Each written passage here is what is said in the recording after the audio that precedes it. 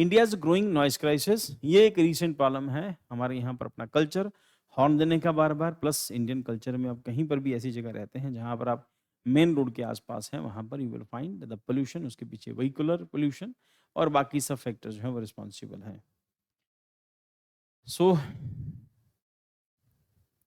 India's growing noise crisis. Why in news? Noise has emerged as a growing but under acknowledged health hazard for Indian cities, despite being legally classified as an air pollutant under Air Prevention and Control of Pollution Act 1981 and scientifically linked to the hypertension, sleep loss, stress, and cognitive decline.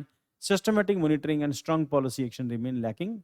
Legal framework in India. Definition क्या है? The Central Pollution Control Board (CPCB) defines noise as unwanted sound, air prevention and control of air pollution act 1981 के through control हो सकती है। Recognise noise as air pollution, तो उसी के अंदर इसको रिकॉग्नाइज किया गया। नॉइस पोल्यूशन की रेगुलेशन एंड कंट्रोल रूल्स 2000 बाद में फ्रेम होते हैं, framed under the environment protection act 1986 के accordingly. They set up the permissible limit, mark silence zones and regulate loud speakers, horns, construction, firework के बारे में ये क्लियरली डिफाइन करते हैं।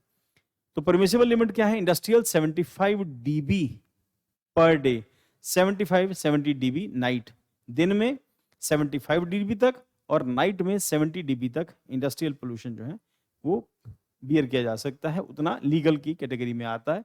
कमर्शियल के अंदर 65 dB per day a day and 55 dB at night. Residential areas में 55 dB a day and 45 dB night.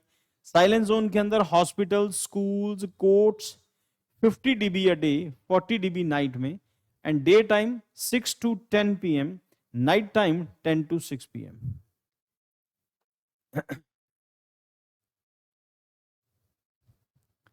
Impact of urban noise. Indian cities frequently exceeds WHO recommendations, state threshold of 55 dB.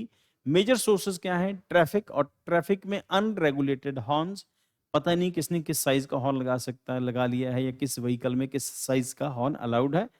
Construction, industry, festival activities.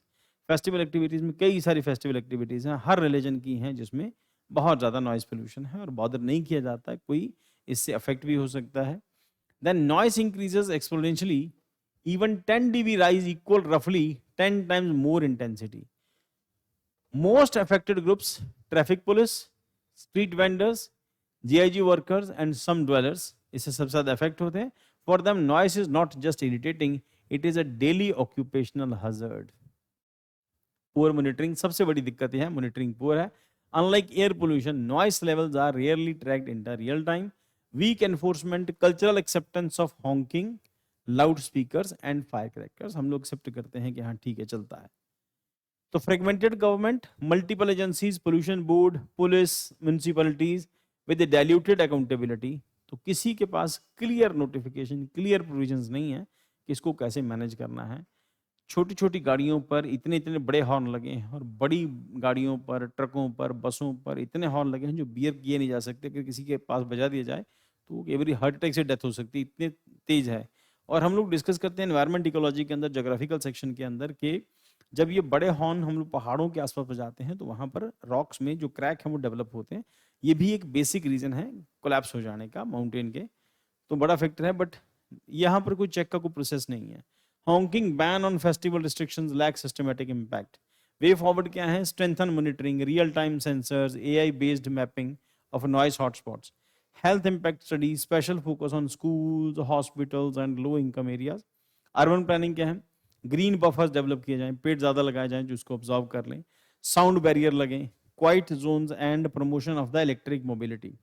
Governance reforms क्या है? Better coordination across agencies with strict accountability and community awareness क्या है? Campaign and shift cultural tolerance of noise. Next, equity perspective. Noise disproportionately affect those without protection, workers, poor households.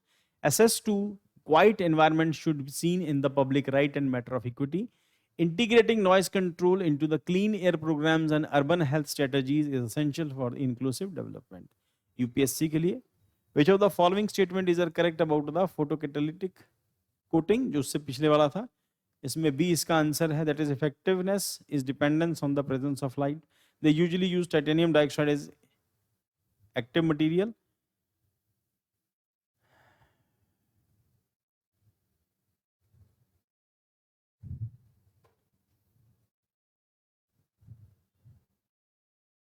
अच्छा इसमें ये है